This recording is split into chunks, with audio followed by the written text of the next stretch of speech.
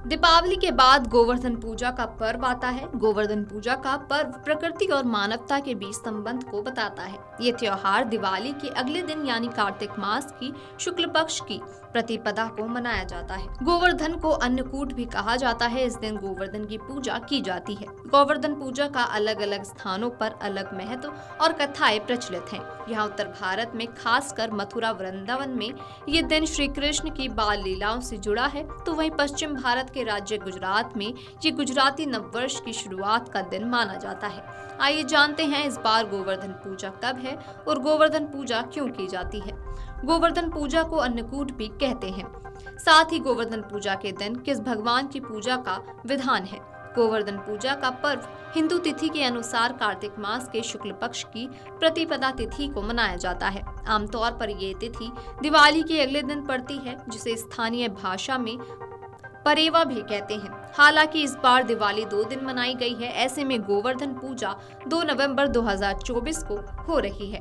प्राचीन प्रचलित मान्यताओं के अनुसार एक बार देवराज इंद्र ने अहंकार में आकर गोकुल में अत्यधिक वर्षा की। मूसलाधार बारिश से गोकुलवासी परेशान हो गए।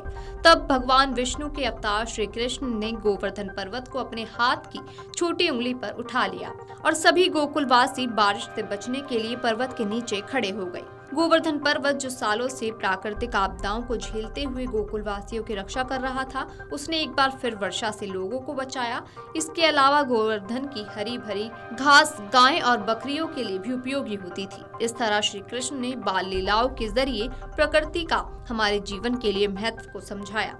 मान्यता है कि भगवान श्री कृष्ण ने जिस दिन गोवर्धन पर्वत उठाकर गोकुलवासियों की रक्षा की थी, उसे गोवर्धन पर्वत की पूजा के लिए समर्पित कर दिया गया।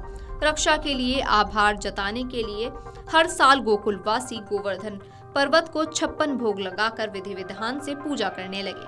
तब से गोवर्धन पूजा के लिए अन्नकूट का भोग अर्पित किया जाता है। अन्नकूट को भोजन का पहाड़ कह सकते हैं। इसमें कई सारी सब्जियों को मिलाकर मिक्स सब्जी, कढ़ी चावल, पूड़ी, रोटी, खिचड़ी, बाजरे का हलवा आदि बनाकर अर्पित किया जाता है।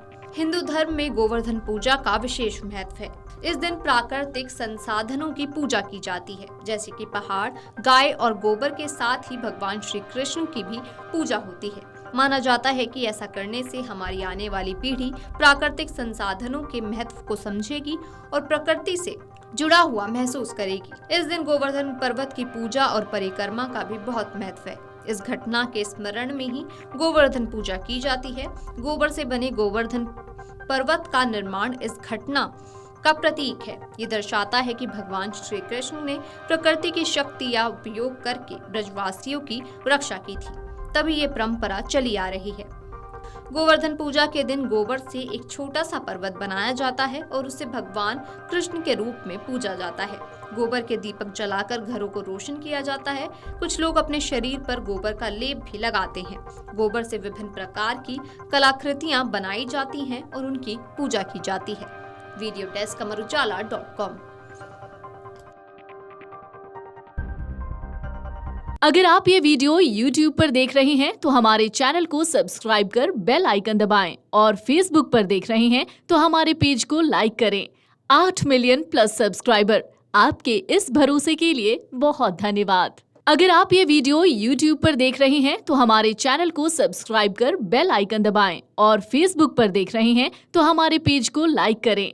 8 मिलियन प्लस सब्सक्राइबर, आपके इस भरोसे के लिए बहुत धन्यवाद।